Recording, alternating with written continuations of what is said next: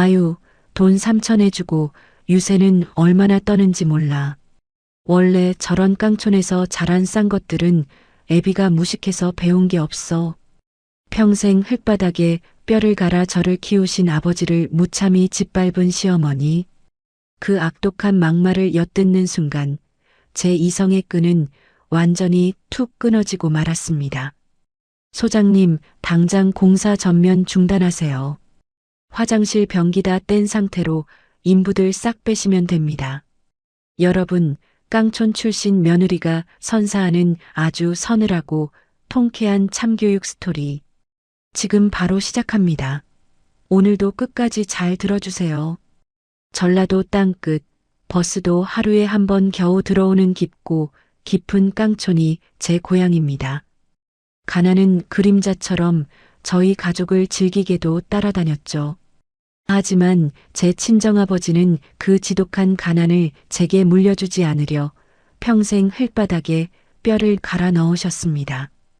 우리 희자, 기어코 서울로 대학을 가는구나. 아빠가 굶어 죽는 한이 있어도 우리 딸 등록금은 될 거니까 너는 아무 걱정 말고 공부만 해라. 거칠고 굳은 살 박인 아버지의 손을 걸음 삼아 저는 치열하게 공부했고 서울에 번듯하게 자리를 잡았습니다. 지금은 이름만 대면 알만한 중견기업에서 팀장으로 꽤 인정받으며 일하고 있어요. 그리고 제 곁에는 서울에서 직장 생활을 하며 만난 남편이 있습니다. 여보, 오늘 회의 길어져? 저녁 먼저 먹고 있을까? 응, 나 오늘 마감이라 정신이 없네. 당신 굶지 말고 먼저 챙겨 먹어. 남편은 지방 중소도시 출신이지만 저의 능력을 존중해주고 집안의 경제권도 순순히 넘겨준 사람입니다. 성격도 모난 데 없고 무난해서 부부 사이도 꽤 좋은 편이죠. 하지만 제 결혼 생활의 복병은 남편이 아니라 바로 시어머니였습니다. 시어머니는 지방 소도시에 사시면서도 본인이 무슨 대도시의 귀족이라도 되는 양착각하고 사시는 분이었거든요. 결혼 초부터 며느리인 저를 향한 은근한 무시와 깎아내리기는 일상이었습니다. 아따, 희자야. 거기는 아직도 소달구지 끌고 댕긴다며? 우리 현수는 그래도 시내 아파트에서 곱게 자랐는데. 어째 이런 시골 구석에서 태어난 애랑 눈이 맞아서는 쯧쯧. 어머님의 그 대단한 시내 아파트 부심은 정말이지 혀를 내두를 정도였습니다. 어머님, 저희 고향도 요새는 포장도로 다 뚫렸어요. 그리고 저도 서울에서 대학 나오고 번듯하게 팀장 달고 일하고 있잖아요. 제가 웃으며 좋게 넘기려 해도 어머님의 콧대는 절대 꺾이지 않았습니다. 아유, 그래도 사람 근본이라는 게 있는겨. 우리 현수가 마음이 태평양 같아서 너를 걷어준 거지. 어디 가서 명함도 못 내밀 깡촌 출신을 누가 며느리로 삼겠니? 그놈의 근본 타령. 어머님이 말씀하시는 그 근본이라는 게 대체 뭔지 저는 도통 알 수가 없었습니다. 친정아버지의 피땀 어린 헌신마저 싸잡아 무시당하는 것 같아 속에서 천불이 났죠. 당신 엄마 또 저러시네. 내가 진짜 당신 봐서 꾹꾹 참는 줄 알아. 제가 퇴근 후 남편에게 쏘아붙이면 남편은 늘 제 눈치를 보며 쩔쩔맸습니다. 아유, 우리 엄마가 옛날 사람이라 말 주변이 없어서 그래. 자기가 좀 넓은 마음으로 이해해주라. 응? 내가 진짜 집안일도 다 하고 더 잘할게, 자기야. 남편은 전형적인 K- 장남 특유의 효도병을 약간 장착하고 있었지만 저한테 꽉 잡혀 사는 터라 한없이 작아졌습니다. 그래, 남편이 저렇게까지 나오니 내가 한 번 더 참자. 어차피 매일 얼굴 보고 지지고 볶고 사는 것도 아니니까요. 저는 그렇게 스스로를 다독이며 시어머니의 얄미운 입방아를 애써 한 귀로 흘려보냈습니다. 하지만 시어머니의 그 어설픈 우월감은 명절이나 제사 때마다 사람을 아주 피 말리게 했어요. 희자야, 너는 촌에서 자라서 이런 비싼 생선은 구워본 적도 없지? 우리 현수는 입이 워낙 고급이고 짧아서 아무거나 못 먹어. 네가 반찬 좀 각별히 신경 써서 해라. 정작 남편은 제가 대충 볶아준 제육볶음에도 밥 2공기를 뚝딱 비워내는데 말입니다. 내 뼈 아픈 뿌리를 부정당하고 후려치기 당할 때마다 고향에 계신 늙은 아버지의 주름진 얼굴이 떠올라 가슴이 시려왔습니다. 아버지, 저 잘 살고 있어요. 누가 뭐라 해도 저는 아버지의 자랑스럽고 똑똑한 딸이니까요. 저는 속으로 수없이 되뇌며 어금니를 꽉 깨물곤 했죠. 그러던 어느 날 주말 아침이었습니다. 엄마. 아침부터 무슨 일이야?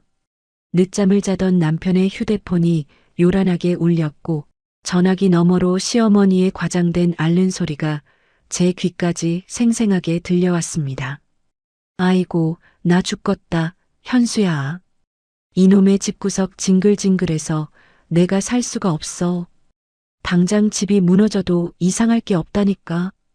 시부모님이 살고 계신 곳은 지은 지 30년이 훌쩍 넘은 아주 낡고 허름한 아파트였습니다. 전화기 너머로 들리는 어머님의 목소리는 당장이라도 숨이 넘어갈 듯 했습니다. 아이고, 현수야.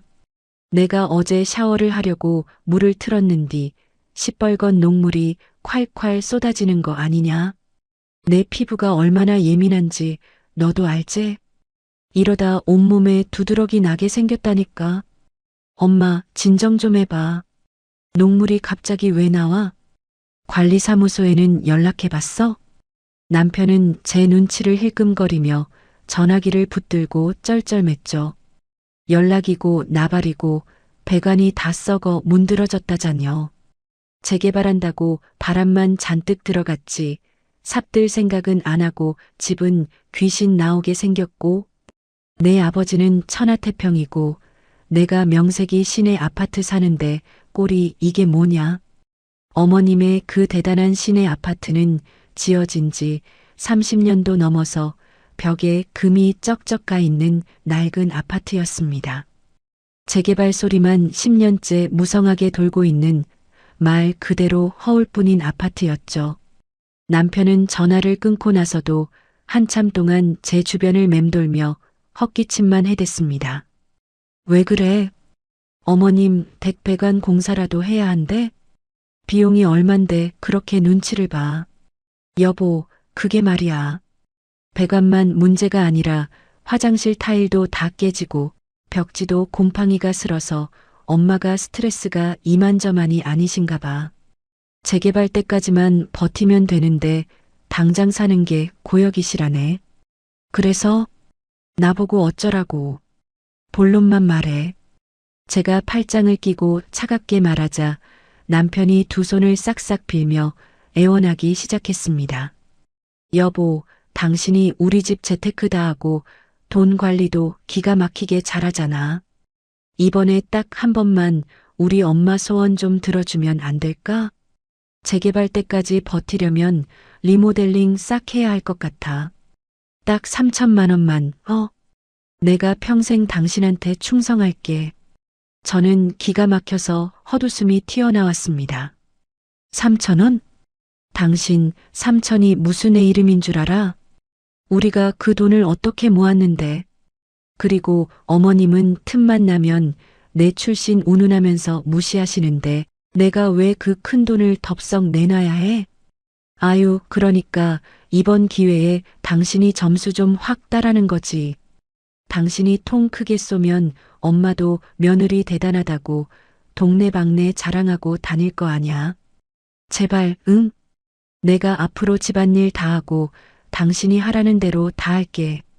남편은 급기야 제 바짓가랑이를 붙잡을 기세로 매달렸습니다. 속으로는 괘씸했지만 가만히 머리를 굴려보니 아주 믿지는 장사는 아니겠다 싶었죠. 매번 깡촌 출신이라고 저를 깎아내리던 어머님의 코를 납작하게 누르고 시댁의 그 지긋지긋한 잔말을 단번에 엎어버릴 기회이기도 했으니까요.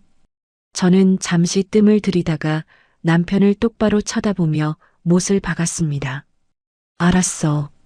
대신 내 조건이 하나 있어. 조건? 뭔데? 말만 해. 다 들어줄게.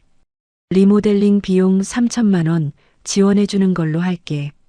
대신 인테리어 업체 선정부터 자재 고르는 거, 그리고 결제까지 전부 내가 다이렉트로 관리해. 어머님은 10원 한 장 만지실 생각하지 마시고 디자인에도 절대 관여 못하셔. 알겠어? 남편은 제 조건에 얼굴이 환해지며 고개를 미친 듯이 끄덕였습니다. 당연하지. 돈 내는 사람이 대장인데 엄마도 당연히 당신 하자는 대로 다 하실 거야. 진짜 고마워, 여보.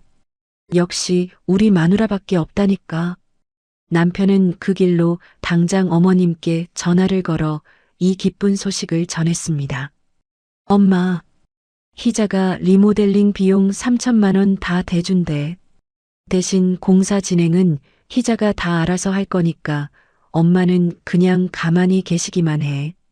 알았지? 스피커폰 너머로 들려오는 시어머니의 목소리는 아까의 죽는 소리는 온데간데였고 하이톤으로 치솟아 있었습니다. 어머나 세상에. 진짜로 우리 며느리가 그 큰 돈을 다 낸다고? 아이고, 내가 장가 하나는 기가 막히게 잘 보냈네. 야, 현수야. 나 내일부터 노인정 가서 우리 며느리가 집 호텔처럼 고쳐준다고 동네방네 자랑할란다. 참나 돈 냄새를 맡자마자 태세 전환을 하시는 어머님을 보니 어이가 없기도 하고 헛웃음도 났습니다. 하지만 제 돈 3천만 원이 들어가는 만큼 이번 공사는 제 입맛대로 완벽하게 통제할 작정이었습니다. 그렇게 본격적인 리모델링 공사가 시작되었습니다. 저는 회사 일로 바쁜 와중에도 틈틈이 자재를 고르고 업체 소장님과 연락을 주고받았죠. 주말이면 피곤한 몸을 이끌고 시댁에 내려가 공사 진행 상황을 꼼꼼히 체크했습니다. 어머님, 이번 주에는 바닥 철거랑 화장실 타일 다 뜯어낼 거예요. 먼지도 많이 나고 소음도 심할 텐데 며칠 근처 숙박업소에 가 계시는 게 어때요? 제 제안에 어머님은 손사래를 치셨습니다. 아이고, 돈 아깝게 무슨 여간방이냐. 나는 안방에 꼼짝 않고 있을 테니까 걱정들 말어. 동네방네 호텔같이 고친다고 다 자랑해놨는디 내가 두 눈으로 똑똑히 감시해야지. 어머님의 유세는 정말 하늘을 찌를 듯 했습니다. 공사가 한창 진행되던 어느 평일이었습니다. 마침 회사에 여유가 좀 생겨서 저는 하루 연차를 내고 시댁으로 향했어요. 가장 고된 철거 작업이 한창일 때라 고생하시는 인테리어 소장님과 인부들께 드릴 시원한 음료수와 간식을 양손 무겁게 사들고 말이죠. 서프라이즈로 방문할 생각에 남편에게도 어머님께도 미리 연락하지 않았습니다. 시댁 아파트 복도에 들어서자 윙윙거리는 무서운 드릴 소리와 뽀얀 시멘트 먼지가 가득했습니다. 바닥은 이미 다 뜯겨나가 시멘트가 훤히 드러나 있었고 화장실 변기조차 떼어낸 그야말로 아수라장이었죠. 현관문이 살짝 열려 있길래 조심스럽게 발걸음을 옮기던 찰나였습니다. 호호! 먼지투성이인 거실 너머 안방에서 어머님의 간드러지는 웃음소리가 새어나왔습니다. 시누이, 그러니까 어머님의 큰딸과 통화를 하시는 모양이더라고요. 저는 반가운 마음에 인사를 건네려다 이어지는 어머님의 목소리에 그 자리에 꽁꽁 얼어붙고 말았습니다. 아유, 돈 3천 해주고 유세는 얼마나 떠는지 몰라. 내가 아주 더러워서 원래 가난한 집, 그 깡촌에서 자란 것들은 가정교육을 못 받아서 무식해. 돈 좀 쥐었다고 시험이 머리 꼭대기에 앉으려고 드는 것 좀 봐. 제 귀를 의심했습니다. 손에 들려있던 이온 음료 페트병이 바닥으로 툭 떨어질 뻔한 것을 간신히 움켜쥐었어요. 무식한 게 아주 하늘을 찌른다니까. 그 애비가 평생 흙바닥에서 농사만 지을 줄 알지. 딸년한테 대체 뭘 가르쳤겠어? 배운 게 없으니 근본이 천박할 수밖에 없지. 지가 돈 좀 번다고 우리 얌전한 아들 쥐잡듯이 잡고 기죽이는 거 보면 아주 싼 것이 따로 없다니까. 내가 내 아들 불쌍해서 매일 밤 눈물로 지새운다. 진짜. 가슴에 날카로운 비수가 푹푹 꽂히는 기분이었습니다. 저를 욕하는 것까지는 100번 양보해서 참을 수 있었어요. 하지만 평생 제 뒷바라지 하느라 허리 한번 제대로 못 펴고 사신 불쌍한 우리 아버지. 그 아버지를 무식한 농사꾼의 싼 것으로 매도하는 순간 제 안에서 이성의 끈이 뚝 하고 끊어져 버렸습니다. 슬픔이나 배신감 같은 감정은 이미 사치였어요. 대신 아주 서늘하고 차가운 분노가 머리끝까지 차오르기 시작했습니다. 그래, 그 잘난 시내 아파트 부심이 우리 아버지를 벌레 취급할 만큼 대단한 거였어? 심장이 미친 듯이 쿵쾅거렸지만 겉으로는 오히려 피가 차갑게 식는 것처럼 침착해졌습니다. 저는 문고리를 잡고 있던 손에 힘을 꽉 주었습니다. 그리고 조금의 망설임도 없이 반쯤 열려있던 안방문을 벌컥 활짝 열어젖혔습니다. 벌컥 문이 열리는 소리에 화들짝 놀란 어머님과 눈이 딱 마주쳤습니다. 어머님은 손에 들고 있던 휴대폰을 떨어뜨릴 뻔하며 사색이 되셨죠. 희자야. 네가 여긴 어쩐 일이냐? 회사에 있을 시간이자녀. 당황해서 말을 더듬는 어머님을 보며 저는 끓어오르는 화를 억누르고 입가에 아주 차갑고 싸늘한 미소를 띄었습니다. 어머님, 저희 아버지가 무식해서 절 이렇게 키우셨네요. 뭐시? 너 설마 다 들은겨? 그게 아니고 내 말 좀 들어봐라. 오해가 있는디. 오해요? 무식한 싼 것이 번 돈으로 고치는 집에서는 도저히 찝찝해서 못 사실 테죠. 제가 원래 상태로 싹 다 원상복구 해드릴게요. 아, 철거는 이미 다 끝났으니 저 바닥이랑 화장실은 그냥 두겠습니다. 제 입에서 나온 폭탄 선언에 어머님의 눈이 튀어나올 듯이 커졌습니다.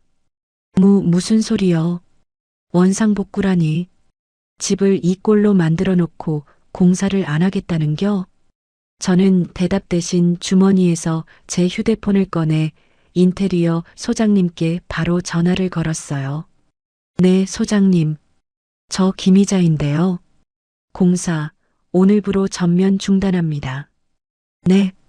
위약금은 제가 넉넉히 물 테니까 지금 당장 인부들 다 빼시고요. 남은 잔금은 제 계좌로 바로 반환해 주세요. 전화를 끊자마자 밖에서 작업하던 인부들의 기계 소리가 뚝 멎었습니다. 어머님은 넋이 나간 사람처럼 펄쩍펄쩍 뛰기 시작하셨죠. 야, 김희자. 너 지금 제정신이냐? 변기도 다 뜯어갔는디 나보고 어디다 오줌을 싸라고. 가정교육 잘 받으신 어머님이 알아서 하시겠죠. 그럼 전 이만 바빠서 가볼게요. 호텔 같은 시내 아파트에서 평안하시길 바랍니다. 저는 바닥에 나뒹구는 시멘트 조각들을 신발 굽으로 지그시 밟으며 미련 없이 현관문을 나섰습니다.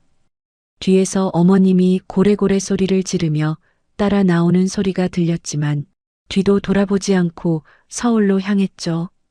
집에 도착하자마자 저는 안방으로 들어가 캐리어 2개를 거실 바닥에 활짝 펼쳤습니다. 그리고 남편의 옷가지와 물건들을 닥치는 대로 쑤셔넣기 시작했어요. 저녁 늦게 퇴근하고 돌아온 남편은 현관에 덩그러니 놓인 짐가방을 보고 눈이 휘둥그레졌습니다. 여보, 이게 다 뭐야? 당신 어디 여행 가? 내가 가는 게 아니라 네가 가는 거야. 그게 무슨 소리야? 네 엄마가 우리 아빠 벌레 취급하더라. 나 너랑 더는 못 살아. 당장 이혼해. 제 입에서 나온 이혼이라는 단어에 남편의 얼굴이 하얗게 질렸습니다. 이혼? 자기야, 왜 그래? 우리 엄마가 대체 무슨 말을 했길래 이래? 내 입으로 다시 말하기도 역겨우니까 내 엄마한테 직접 물어봐. 내가 모은 재산, 내 기여도 싹 다 철저하게 계산해서 재산 분할할 거니까 법원에서 보자. 당장 이 짐 들고 내 그 잘난 시내 아파트로 꺼져. 제가 짐가방을 남편의 발밑으로 뻥 걷어차 버렸습니다. 그제야 사태의 심각성을 파악한 남편은 다리에 힘이 풀렸는지 그 자리에 털썩 무릎을 꿇고 말았어요. 여보, 내가 다 잘못했어. 엄마가 무슨 실수를 했는지 몰라도 내가 대신 다 빌게. 나 당신 없으면 못 사는 거 알잖아. 남편은 제 바짓가랑이를 부여잡고 어린아이처럼 대성통곡을 하기 시작했습니다. 남편은 제 바짓가랑이를 양손으로 부여잡고 눈물 콧물을 아주 범벅으로 쏟아냈습니다. 여보, 제발 내 말 좀 들어봐. 내가 당신 없이 어떻게 살아. 이건 진짜 오해야. 엄마가 도대체 무슨 실수를 하신 건지 몰라도 내가 당장 기차 타고 내려가서 다 엎어버릴게. 그러니까 제발 이혼하자는 말만은 걷어줘. 응? 저는 거실 바닥에 엎드려 짐승처럼 엉엉 우는 남편을 아주 차갑게 내려다보았습니다. 그리고 저를 붙잡고 있는 남편의 손을 매몰차게 뿌리치며 한 걸음 뒤로 물러섰죠. 내 몸에 손대지 마. 징그러우니까. 여보. 네 엄마가 나더러 가난한 깡촌 출신의 가정교육도 못 받은 싼것이래. 우리 아빠가 평생 흙바닥 파먹고 살아서 딸년한테 가르친 게 없어 아주 무식하단다. 무식한 싼것이 돈 좀 쥐었다고 시어머니 머리 꼭대기에 앉으려 든다는데 내가 거기서 무슨 말을 더 해? 제 입에서 나온 생생한 막말에 남편의 울음소리가 뚝 멎었습니다. 뭐라고? 엄마가 진짜로 장인어른을 들먹이면서 그런 막말을 했다고? 남편의 두 눈이 탁구공만 하게 커지며 사시나무 떨듯 몸을 떨기 시작했습니다. 그래, 못 믿겠으면 내 귀로 직접 확인해. 당장 스피커폰으로 전화 걸어. 남편은 덜덜 떨리는 손으로 바닥에 내동댕이 쳐졌던 자기 휴대폰을 주워 들었습니다. 그리고 덜컹거리는 손가락으로 시어머니의 번호를 꾹꾹 눌러 전화를 걸었죠. 신호음이 두 번째 울리기도 전에 전화기 너머로 귀청이 떨어질 듯한 비명소리가 터져 나왔습니다. 아이고, 현수야. 너희 마누라 단단히 미쳤다. 미치지 않고서야 어찌 이런 패악질을 한단 말이냐. 글쎄, 이 독한 년이 공사를 다 엎어버리고 인부들을 싹 다 빼버렸어. 남편은 얼굴이 벌겋게 달아오른 채 수화기를 향해 버럭 소리를 질렀습니다. 엄마, 도대체 집에서 무슨 짓을 한 거야? 진짜로 희자한테, 아니 장인어른한테 그딴 막말을 한 게 사실이야? 엄마가 돌았어? 아들의 불호령이 떨어지자 수화기 넘어 기세등등하던 시어머니는 잠시 꿀먹은 벙어리가 되셨습니다. 아니, 그게 말이다. 내가 뭐 없는 말 했냐? 시어미가 속상해서 딸한테 며느리 흉 좀 볼 수도 있는 거지. 그걸 여우같이 쪼르르 엿듣고 시어미 사는 집을 이 꼴로 만들어놔. 나 지금 바닥에 시멘트 가루가 풀풀 날려서 숨도 못 쉬겠다. 당장 그년 전화 좀 바꿔봐라. 아직도 본인이 무슨 큰 잘못을 했는지 전혀 파악하지 못하고 큰 소리를 치시는 어머님. 저는 그 뻔뻔함에 어이가 없어서 헛웃음이 다 났습니다. 바꾸긴 뭘 바꿔요. 저 바로 옆에서 다 듣고 있는데요. 제 차가운 목소리가 스피커폰을 타고 흘러가자 어머님이 흠칫 놀라는 기색이 역력했습니다. 어머님, 그렇게 뼈대 있고 가정교육 잘 받으신 분이시니 시멘트 바닥에서도 아주 고상하게 잘 주무시겠네요. 뭐시? 야, 넌 시어미가 우스우냐? 당장 내일 아침에 인부들 다시 불러서 변기부터 붙여놔. 내가 지금 오줌보가 터지기 일보 직전이란 말이요. 어쩌죠? 변기도 이미 철거 업체에서 싹 다 수거해 갔는데요. 그리고 저는 앞으로 평생 그쪽이랑 말 섞을 일 없을 테니 저한테 전화하지 마세요. 혹시라도 변기 다시 달고 싶으시면 어머님이 그렇게 자랑하시는 시내 아파트 팔아서 직접 기술자 부르시든가요. 저는 위약금 넉넉히 물고 인테리어 소장님이랑 잔금 정산까지 10원 한 장 틀림없이 깔끔하게 끝냈으니까요. 야, 이 독한 년아. 네가 그러고도 무사할 줄 알아. 어디 시어미를 상대로 이따위 짓거리를 하고 천벌을 안 받을 줄 아냐고. 저는 어머님의 악다구니가 제 귓전을 때리는 것을 가만히 듣고만 있었습니다. 그리고 그 저주 섞인 비명이 채 끝나기도 전에 남편의 휴대폰 통화 종료 버튼을 매몰차게 툭 눌러버렸죠. 뚝 하고 끊어진 적막한 거실 안. 저는 현관문 쪽에 팽개쳐둔 캐리어를 향해 턱짓을 했습니다. 들었지? 내 엄마 화장실 변기 없어서 오줌보 터지기 직전이라니까. 효자 아들인 네가 당장 시골로 달려가서 요강이라도 정성껏 바쳐드려. 여보, 제발 한 번만 용서해 주라. 내가 진짜 앞으로 엄마랑 아예 연 끊어버리고 당신한테만 평생 납작 엎드려서 숙이고 살게. 한 번만, 딱 한 번만 기회를 줘. 시끄러워. 내일 당장 법원 가서 이혼 서류 접수할 테니까 그 전에 내 눈앞에서 꼴도 보기 싫은 내 짐 챙겨서 꺼지라고. 제가 눈에 핏발을 세우고 악에 받쳐 소리를 지르자 남편은 덜덜 떨며 일어섰습니다. 더 이상 제 고집을 꺾을 수 없다는 걸 깨달았는지 쫓기듯 캐리어를 끌고 허겁지겁 집을 나섰죠. 현관문이 닫히고 거실에는 무거운 정적만이 내려앉았습니다. 그렇게 10년 묵은 체증이 싹 내려가는 듯한 폭풍 같고도 통쾌한 밤이 지나갔습니다. 그리고 다음 날 아침 느지막이 눈을 떠보니 제 휴대폰 화면은 아주 시뻘겋게 불이 나고 있었습니다. 부재중 전화가 무려 40통. 발신자는 볼 것도 없이 전부 시어머니였습니다. 저는 주방으로 걸어가 여유롭게 커피 머신에서 원두커피를 한 잔 내렸습니다. 따뜻한 커피 향을 맡으며 콧노래까지 흥얼거렸죠. 드디어 어머님의 그 지옥 같은 하룻밤이 처참하게 끝난 모양이었습니다. 난방은커녕 온통 파헤쳐진 시멘트 바닥의 냉기와 밤새 싸우셨겠죠.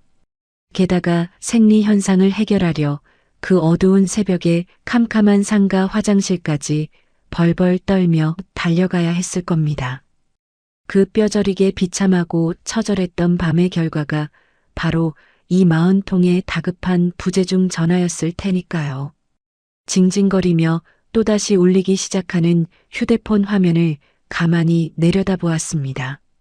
저는 커피를 한 모금 향긋하게 머금고 아주 느긋하고 우아한 손짓으로 통화 버튼을 눌렀습니다. 여보세요. 희자냐? 나다, 내 시엄이다. 전화를 받자마자 고막을 찢을 듯한 어머님의 다급한 목소리가 스피커를 뚫고 나왔습니다. 어제 그 당당하고 표독스럽던 목소리는 온데간데 없고 마치 물에 빠진 생쥐처럼 덜덜 떨리는 음성이었죠. 왜 전화하셨어요? 밤새 전화통에 불이 나게 전화하셨던데 무슨 일로 그토록 저를 찾으셨어요? 제가 모락모락 김이 피어오르는 커피를 한 모금 여유롭게 마시며 대답했습니다. 아이고, 희자야. 내가 아주 죽겠어. 집구석이 얼음장이라 밤새 한숨도 못 자고 뼈마디가 다 시린 건 둘째치고 새벽에 오줌이 마려운데 변기가 없으니 저기 저 언덕 밑에 있는 깜깜한 상가 화장실까지 뛰어갔다 오지 않았냐. 그 무서운 데를 혼자서 덜덜 떨며 다녀오느라 내가 아주 명예 못 살겠다. 아이고, 내 팔자야.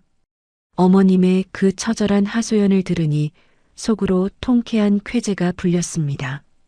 상가 화장실이라면 동네 비행 청소년들이 담배 피우느라 모여드는 불도 깜깜하게 꺼진 그 더러운 공중화장실을 말씀하시는 거겠죠.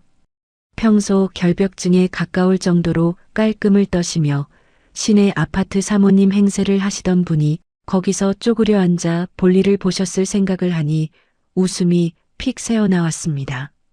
어머나 세상에. 그렇게 귀하게 자라신 어머님이 그런 험한 곳에서 볼일을 다 보셨어요? 그러게 진작에 가정교육 잘 받으신 어머님 수준에 맞는 집으로 이사를 가시지 그러셨어요. 제가 어머님이 하셨던 말을 고스란히 돌려주며 비꼬았습니다. 그러자 전화기 너머에서 끄끄거리는 울음소리가 터져 나왔습니다. 아이고, 내가 미쳤지. 이 늙은이가 치매가 왔나? 주둥이가 방정이지. 희자야, 내가 진짜 100번 1000번 잘못했다. 너의 아버지가 너를 얼마나 훌륭하게 키우셨는데 내가 그딴 미친 소리를 짓거렸을까? 내가 진짜 입을 꿰매버리고 싶다. 며느리야. 어머님은 이제 체면이고 뭐고 다 내던진 채 엉엉 소리 내어 울기 시작하셨습니다. 하지만 제 마음은 여전히 한겨울 얼음장처럼 차갑기만 했어요. 사과는 저한테 하실 게 아니라 저희 아버지한테 하셔야죠. 하지만 저희 아버지는 어머님 같은 분이랑 엮이는 거 원치 않으실 테니 사과는 사양하겠습니다. 그리고 저한테 며느리라고 부르지 마세요. 저 어제 남편 짐 싸서 쫓아냈고 오늘 연찬에서 이혼 서류 접수하러 법원 갈 거니까요. 뭐시? 이 이혼이라니. 아이고, 희자야. 우리 현수가 무슨 죄가 있다고 이혼을 혀. 다 이 못난 시험이 죄니까 나를 욕하고 나를 때려라. 우리 아들 장가 한번 보내겠다고 내가 그 고생을 했는데 이제 와서 이혼 꼬리표를 달게 생겼으니 내 팔자야. 어머님은 바닥을 치며 통곡을 하시는 듯 했습니다. 그러니까 왜 가만히 있는 남의 집안은 들먹이셔서 이 사단을 만드세요. 아, 이혼하면 재산 분할은 제가 철저하게 할 거니까 걱정 마세요. 아, 근데 위자료 청구 소송도 같이 들어갈 겁니다. 그럼 바빠서 이만 끊겠습니다. 안 돼, 안 돼. 희자야, 제발. 네가 하라는 대로 내가 다 할 테니까 한 번만 살려주라. 병기가 없어서 내가 사람 사는 꼴이 아니야. 동네 창피해서 문 밖으로 나가지도 못하고 갇혀 있어. 어제 동네방네 호텔처럼 고친다고 다 떠벌려 놨는데 시멘트 바닥에서 자는 거 알면 동네 사람들이 날 비웃을 겨. 제발 인부들 좀 다시 불러다오. 내가 무릎 꿇고 빌게, 응? 비참하게 울부짖는 어머님의 목소리가 귓가를 때렸지만 저는 눈 하나 깜짝하지 않았습니다. 지금 여기서 조금이라도 약한 모습을 보이면 어머님은 또 언제 그랬냐는 듯 제 뒤통수를 치실 뿐이니까요. 완벽하게 기선을 제압하고 2번 다시는 제 친정의 친자도 입 밖으로 꺼내지 못하게 뼛속 깊이 각인시켜야 했습니다. 하라는 대로 다 하신다고요? 정말 무슨 조건이든 군말 없이 다 따르시겠어요? 제가 아주 차갑고 단호한 목소리로 묻자 어머님이 숨을 헐떡이며 대답하셨습니다. 그래. 네가 파트로 매주를 쓴데도 다 믿고 따를 테니까 제발 이 집구석 좀 어떻게 해다오. 알겠습니다. 어머님이 그렇게까지 나오신다면 이혼을 당장 오늘 하진 않겠습니다. 대신 제 조건에 한치의 어긋남이라도 있으면 그날로 법원 직행입니다. 저는 들고 있던 커피잔을 식탁 위에 탁 내려놓았습니다. 조건은 딱 3가지예요. 제 말이 끝날 때까지 토 달지 말고 들으세요. 제가 서늘한 목소리로 말하자 전화기 너머에서는 밭은 숨소리만 들려올 뿐이었습니다. 첫째, 앞으로 제 친정 식구들에 대해 입번긋이라도 하시면 그날로 법원 직행입니다. 가정교육 운운하며 제 아버지 깎아내리시는 짓 2번 다시는 용납 못해요. 둘째, 시댁 행사든 명절이든 제가 가고 싶을 때만 갈 거니까 오라가라 강요하지 마세요. 지금껏 남편 얼굴 봐서 참아드렸던 며느리 노릇, 이제 제 기분 내킬 때만 할 겁니다. 아, 알았다. 내 입이 찢어져도 사돈어른 얘기는 꺼내지도 않을 테니 제발 살려다오. 어머님은 훌쩍거리며 연신 알겠다고 대답하셨죠. 그리고 가장 중요한 셋째. 어제 제가 회수해온 인테리어 잔금 단 한 푼도 다시 내어드릴 생각 없습니다. 어머님 댁수리는 어머님 귀한 아들인 제 남편이 마이너스 통장을 뚫든 빚을 내든 알아서 할 거예요. 호텔 같은 인테리어는 꿈도 꾸지 마시고 그냥 시멘트 바닥 피해서 밥 먹고 똥 눌 수 있는 기본 공사만 할 겁니다. 제 폭탄 선언에 어머님이 기겁하며 소리치셨습니다. 뭐시? 그럼 내 며느리가 3천만 원 내서 호텔같이 고친다는 동네방네 소문은 어찌 수습하라고. 내가 노인정 친구들한테 코가 석자나 빠지게 자랑을 다 해놨는데 그건 어머님이 입방정 떠신 거니까 어머님이 알아서 수습하셔야죠. 가정교육 아주 훌륭하게 잘 받으신 분이니까 그 정도 변명거리 지어내는 지혜는 있으시겠죠? 아이고, 알았어. 내가 늙어서 주책을 떨다 내 무덤을 팠지. 알겠어요. 남편한테는 제가 알아서 말 잘할 테니 이만 끊으세요.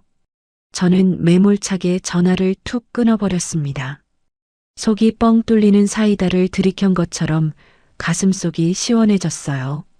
그때 띠딕하고 현관문 도어락이 열리는 소리가 났습니다. 어젯밤 쫓겨났던 남편이 핏발선 눈으로 퀭하게 들어오고 있었죠.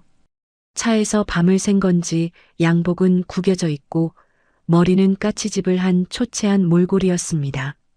여보, 나한테도 제발 마지막으로 기회를 줘. 내가 진짜 뼈저리게 반성했고 장인어른한테도 평생 효도하면서 살게. 남편은 현관에 들어서자마자 제 발밑에 털썩 무릎을 꿇었습니다. 말만 번지르르하게 하지 말고 당장 식탁에 가서 앉아. 당신한테도 받을 게 남았으니까. 앉을게. 당신이 하라는 건 뭐든지 다 할게. 남편은 허겁지겁 식탁 의자에 앉아 제가 던져준 볼펜을 꽉 쥐었습니다. 내가 부르는 대로 토시 하나 틀리지 말고 각서 써. 제목, 절대 복종 및 친정 무시 금지 각서. 남편의 손이 덜덜 떨리면서 하얀 A4 용지 위로 까만 글씨가 빗둘빗둘 적히기 시작했습니다. 첫째, 본인 김현수와 어머니 김춘자는 앞으로 아내 김희자의 친정을 향한 어떠한 무시나 비하 발언도 하지 않는다. 둘째, 이를 어길 시 아내가 요구하는 모든 이혼 조건과 위자료, 재산 분할에 이해 없이 100% 동의한다. 빨리빨리 안 적고 뭐해? 적고 있어. 손이 자꾸 떨려서 글씨가 예쁘게 안 써져서 그래, 여보. 남편은 코를 훌쩍이며 마치 죄인처럼 굽신거렸습니다. 3. 시댁의 모든 대소사 참석 여부는 전적으로 아내의 결정에 따른다. 그리고 4. 이번 시댁 리모델링 사태의 원인은 전적으로 시어머니의 막말에 있으므로 향후 수리 비용은 남편의 개인 자금 통장으로 충당하며 최소한의 생존형 공사만 진행한다. 다 적었어? 응. 토시 하나 안 틀리고 다 적었어. 이거 들고 내일 출근하기 전에 나랑 같이 법원 앞 공증 사무실로 가. 이 종이 쪼가리 하나만 믿고 넘어가기엔 당신네 집안 사람들 입이 너무 가벼워서 말이야. 변호사 사무실 가서 공증까지 완벽하게 받아놔야 내 직성이 풀릴 것 같아. 제 단호한 말에 남편은 침을 꼴깍 삼켰습니다. 공증까지? 왜 불만 있어? 그럼 당장 그 서류 찢어버리고 다시 캐리어 끌고 나가서 법원으로 직행하든가. 아니야. 당연히 받아야지. 당신이 원하면 10번, 100번이라도 공증 받을게. 남편은 얼른 제 눈치를 보며 각서 맨 밑에 자신의 이름을 큼지막하게 적고 지장까지 시뻘겋게 꾹꾹 찍었습니다. 그리고 두 손으로 공손하게 각서를 들어 제게 바쳤죠. 그렇게 지긋지긋했던 시어머니의 막말 폭탄은 완벽한 제압과 통쾌한 백기투항으로 끝을 맺고 있었습니다. 다음 날 아침 저는 남편의 멱살을 끌다시피 해서 법원 앞 공증 사무실로 향했습니다. 밤새 한숨도 못 자서 눈밑이 퀭한 남편은 제 뒤를 졸졸 강아지처럼 따라왔죠. 여보, 진짜 이거 공증까지 받아야 해? 나 진짜 2번 다시 당신 화나게 할 일 안 만들게. 잔말 말고 도장이나 꺼내. 너희 집안 사람들 말 뒤집는 거 하루 이틀 겪어본 것도 아니고 나는 확실한 법적 효력이 필요하니까. 공증 변호사 앞에서 각서 내용을 읊어주자 변호사님조차 헛기침을 하며 남편을 안쓰럽게 쳐다보더라고요. 하지만 저는 눈 하나 깜짝하지 않고 남편의 지장과 서명을 받아 법적인 안전장치를 완벽하게 걸어 잠갔습니다. 공증 사무실을 나오자마자 남편은 은행으로 달려가 마이너스 통장을 개설했습니다. 여보, 나 한도 꽉 채워서 1,000만 원 대출받았어. 이걸로 어떻게든 화장실 변기랑 바닥 장판이라도 깔아볼게. 내 알 바 아니야. 네가 1,000만 원을 빌리든 2,000만 원을 빌리든 어머님 댁 수리를 하든 말든 네가 다 알아서 해. 그리고 어제 내가 분명히 말했지? 호텔급 인테리어는 꿈도 꾸지 말고 딱 똥 싸고 밥 먹을 수 있는 생존형으로만 하라고. 알았어. 내가 동네산 설비 업체 알아봐서 변기만 일단 안 쳐달라고 할게. 그날 오후 남편은 시골 동네에서 가장 저렴하다는 허름한 설비 업체를 불러 시댁으로 보냈습니다. 제가 골라두었던 대리석 타일과 고급 비데가 들어갈 예정이었던 화장실에는 공중화장실에서나 볼 법한 가장 싸구려 하얀 변기 하나가 덩그러니 놓이게 되었죠. 바닥은 예쁜 강마루 대신 칙칙하고 저렴한 회색 장판으로 대충 덮어버렸습니다. 시공이 끝났다는 남편의 보고를 받고 저는 상황이 어떻게 돌아가는지 궁금해 어머님께 전화를 걸었습니다. 어머님, 공사는 잘 끝났어요? 이제 상가 화장실까지 안 뛰어가셔도 되죠? 전화기 너머로 어머님의 푹 꺼진 한숨소리가 들려왔습니다. 아이고, 말도 마라. 변기가 생겨서 오줌보 터질 일은 면했다마는 집구석 꼴이 이게 뭐냐? 동네 노인정 친구들이 우리 집 호텔처럼 고친다고 언제 구경 가냐고 성화인데 내가 창피해서 밖을 나갈 수가 없단 말이여. 그러게 애초에 남의 집 귀한 딸내미를 왜 깡촌 출신 싼 것이라고 욕을 하셨어요. 입방정 떠신 데가 치고는 아주 저렴한 편이니까 그냥 만족하고 사세요. 그래, 알았다. 내가 입이 10개라도 할 말이 없다. 동네 창피한 건 내가 알아서 핑계 댈 테니까 제발 우리 아들 빚더미에만 안 앉게 해다오. 어머님은 이제 제 목소리만 들어도 기가 죽어 설설 기는 눈치였습니다. 아, 맞다. 동네 분들한테는 변명 아주 잘하셔야 할 거예요. 며느리가 돈 3,000만 원 대줘서 호텔처럼 고친다고 온 동네방네 떠들고 다니셨다면서요? 그거 수습하시려면 꽤나 골치 아프시겠어요. 아이고, 내 팔자야. 내가 미쳤지, 미쳤어. 전화를 끊기 전 들려오는 어머님의 곡소리에 저는 또 한 번 콧방귀를 뀌며 웃음을 참아야만 했습니다.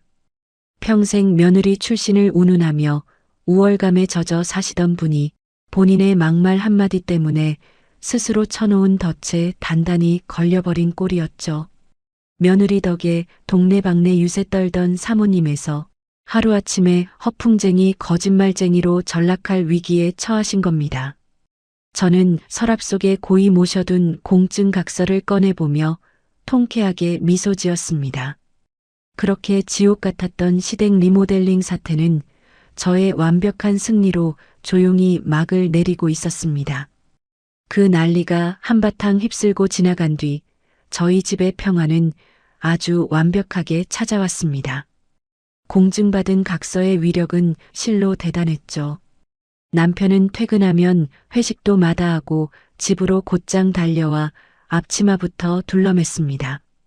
여보, 오늘 저녁은 당신 좋아하는 김치찌개 끓여놨어. 밥 먹고 내가 설거지랑 청소기 다 돌릴 테니까 당신은 소파에서 푹 쉬어. 간도 딱 맞네. 근데 주말에 시댁에 가족 모임 가야지 않아? 제 물음에 남편은 화들짝 놀라며 국자를 떨어뜨릴 뻔했습니다. 그거. 당신은 절대 신경 안 써도 돼. 내가 아까 엄마한테 전화해서 당신 요즘 회사 일로 바빠서 못 내려간다고 딱 잘라 말해놨어. 남편은 제 눈치를 살피며 손사래를 쳤습니다. 예전 같았으면 장남인 자기가 시댁에 꼬박 가야 된다며 온갖 징징거림을 시전했을 텐데 말입니다. 저는 보글보글 끓는 찌개를 한 숟갈 떠먹으며 씩 웃었습니다. 아니, 갈 거야. 이번 주말에 나도 같이 갈게. 뭐? 진짜로? 당신이 우리 집에를 간다고? 왜 내가 가면 안 될 이유라도 있어? 아니면 어머님이 나오지 말래? 아니야. 절대 아니지. 당신이 와주면 나야 완전 고맙고 땡큐지. 내가 당장 엄마한테 전화해서 우리 마누라 행차하신다고 말씀드릴게. 저는 굳이 시댁에 가겠다고 나선 이유가 있었습니다. 그 알량한 시내 아파트 부심을 부리다 처참하게 박살난 어머님의 몰골을 제 눈으로 직접 확인하고 싶었거든요. 주말 아침 남편이 운전하는 차를 타고 시댁 아파트 현관문에 들어섰습니다. 어머니, 저희 왔어요. 남편이 조심스럽게 문을 열자마자 안방에서 누군가 헐레벌떡 뛰어나왔습니다. 아이고, 우리 며느리 왔냐? 먼 길 오느라 고생 많았지? 어머님이었습니다. 그런데 어머님의 태도가 예전과는 180도 달랐습니다. 마치 귀빈이라도 맞이하듯 버선발로 마중을 나오신 겁니다. 오랜만이에요, 어머님. 그동안 화장실은 쓰실만 하셨어요? 제가 뼈있는 농담을 던지자 어머님의 얼굴이 홍당무처럼 붉어졌습니다. 아유. 그럼. 내가 나이 먹고 무슨 호텔이 필요하겠냐? 그냥 물 잘 내려가고 발 뻗고 잘 돼만 있으면 최고지. 우리 희자 덕분에 이 늙은이가 주책 떨던 거 다 고쳤다. 고쳐? 어머님은 제 눈도 제대로 마주치지 못한 채 굽신거리며 거실로 저를 안내했습니다. 거실에는 칙칙한 쥐색의 가장 싼 회색 장판이 깔려 있었죠. 예전에 어머님이 그렇게 자랑하시던 대리석 바닥과는 거리가 아주 멀었습니다. 그때 방에서 신우이가 뾰로통한 얼굴로 걸어 나왔습니다. 바로 그날 어머님과 통화하며 제 친정아버지 험담을 맞장구 치던 그 신우이 말입니다. 옳게, 이제 와. 근데 엄마, 집골이 대체 이게 뭐야?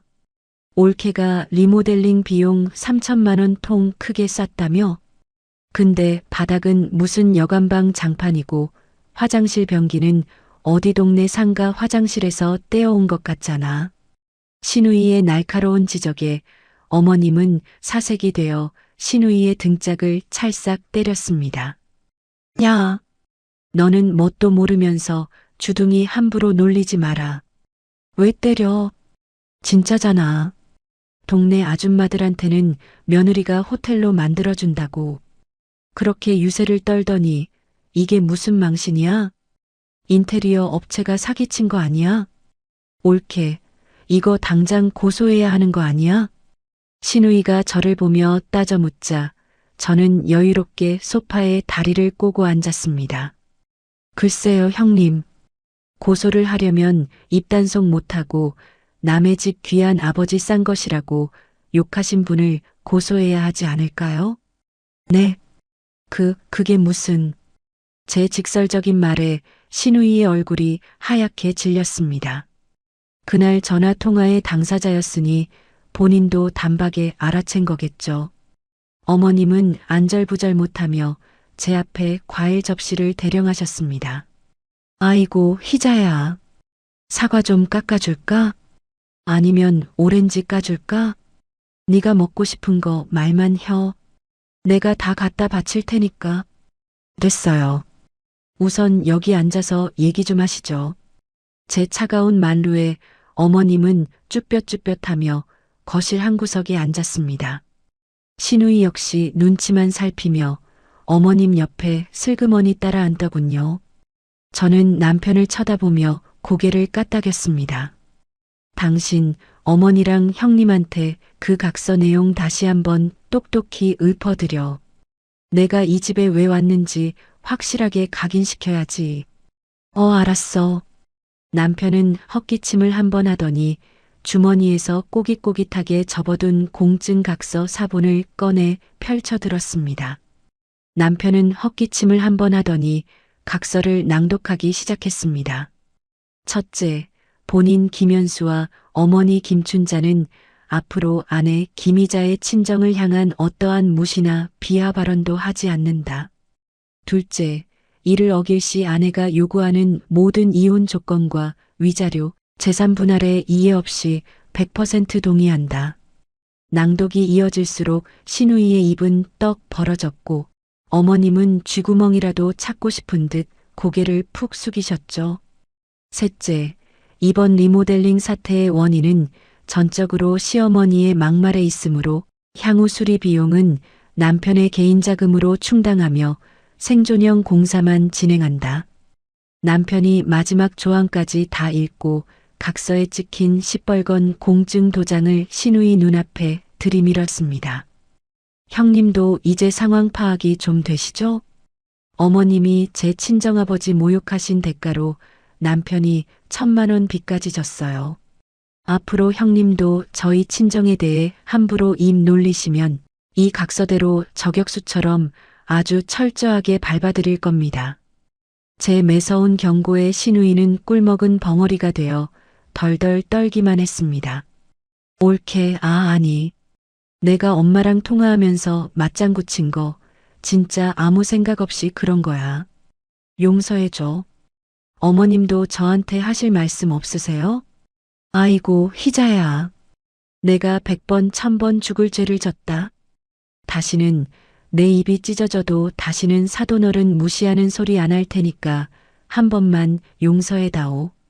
어머님은 바닥에 엎드려 제 바짓가랑이를 붙잡고 눈물을 뚝뚝 흘리셨습니다. 그제야 제 가슴 한구석에 꽉 막혀 있던 시커먼 응어리가 쑥 내려가는 기분이었어요. 알겠습니다. 두 분 다 그 약속 뼛속 깊이 새기고 사세요. 안 그러면 다음번엔 진짜로 얄짤없이 법원에서 뵐 테니까요.